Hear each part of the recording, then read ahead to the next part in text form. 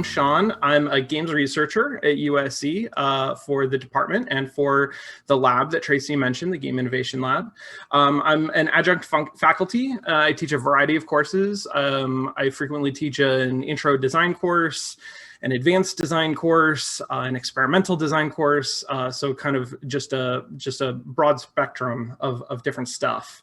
I'm also a developer. I make, small experimental games of different sorts and also tools for making games for game makers. And I sometimes stream on Twitch, most regularly a show called Mostly Walking with Sean Day9 Plot on Monday nights. But I have also sometimes done my own show called Play by Play. And I want to talk today about this thing that has happened to me over the last decade, where I've been making games for middle school and high school students. And when I go out to middle schools and high schools and talk to students there for research or design camps or playtesting, the very important playtesting that we do, it frequently comes up that students will say, like, I love games, I want to be a game designer. I know that you teach in a game design program. I play games all the time. Is that going to help me become a game designer? And the answer is that it sort of depends. It's not that helpful if you have a game that you specialize in that you play all the time. I mean, that's great for its own reasons, but that doesn't do a lot to contribute to your game design aptitude. Like it's not going to help you in your journey to become a game designer as much as playing a lot of different games will. So that's one of the things that I tell them. I also tell them other things. Learn how to program, focus on math, start making stuff, be creative. But today I'm going to talk about that games literacy, that broad base of experience with games. So games literacy is a familiarity with a wide variety of game genres, systems, economies, dynamics, mechanics, themes, archetypes, tropes, all of the different elements that go into making up games, things that we understand as games.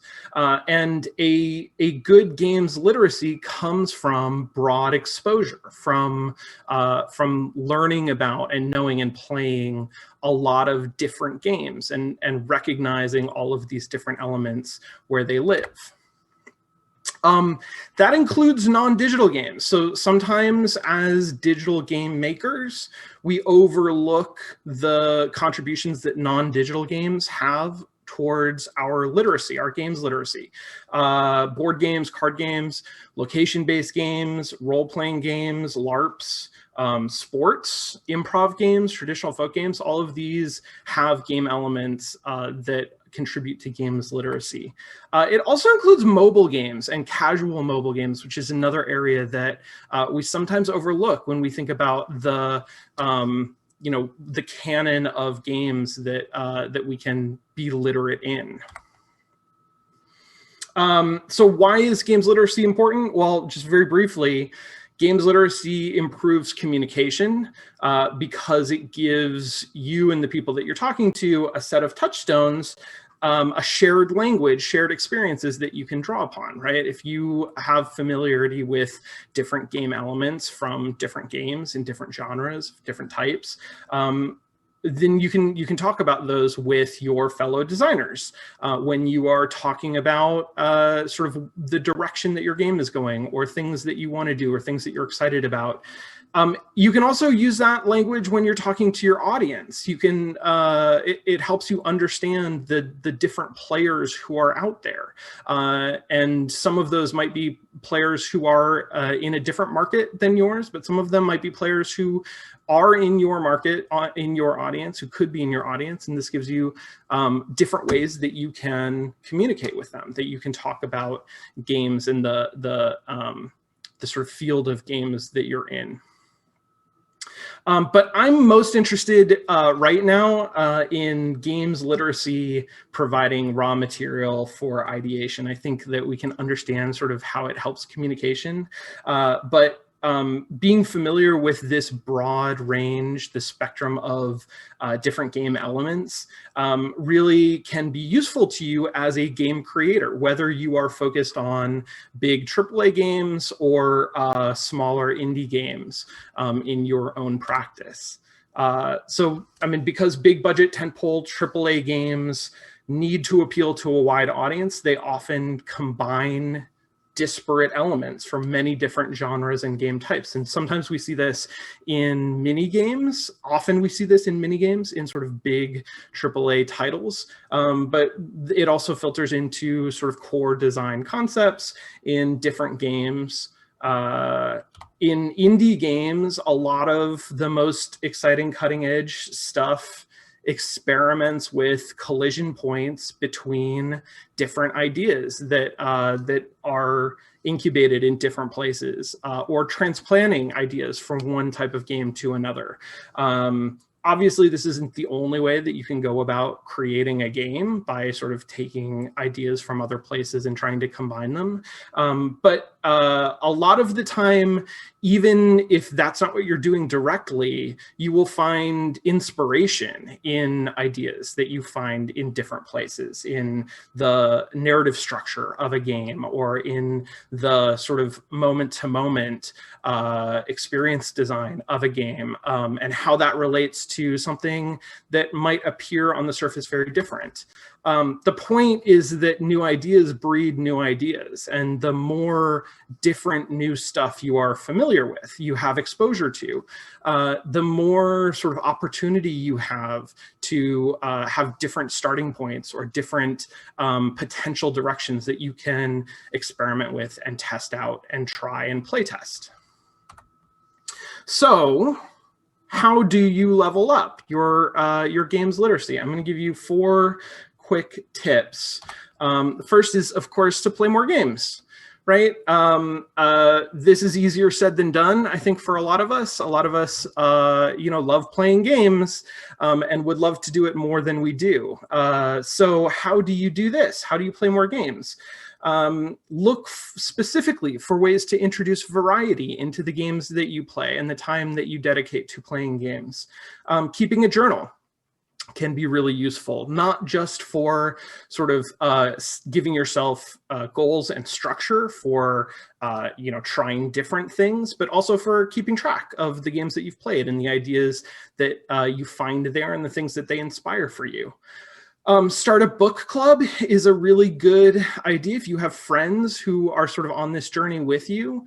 At USC, I run a weekly game night. Of course, there are a lot of weekly game nights at USC in the games program. A lot of our students like to play games and do that.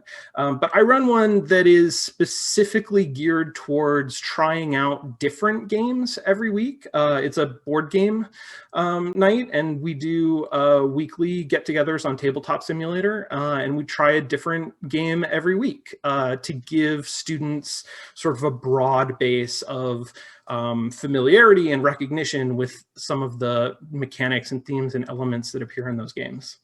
You can also start a Twitch channel. That's something that I did. I am not doing it currently, but for several years, I had a Twitch channel called Play by Play that one of the main goals of that, and one of the things that it really accomplished for me, was it was a dedicated few hours every week that I would play a game that otherwise I might not have had the time set aside to play.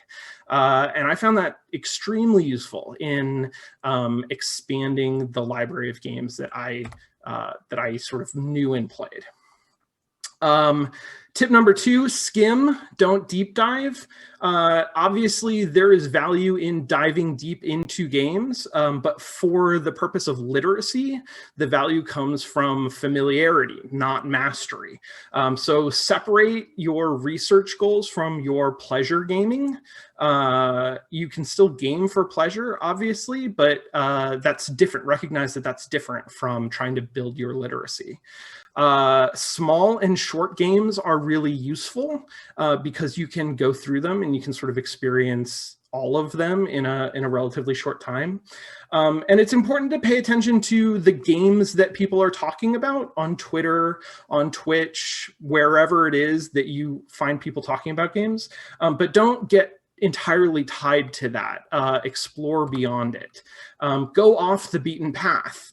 So there's tremendous innovation happening in gaming spaces that are outside the mainstream, even outside of the indie mainstream. Look definitely at interactive fiction. The IF Comp is happening right now. There's a bunch of games that are published and ready to play.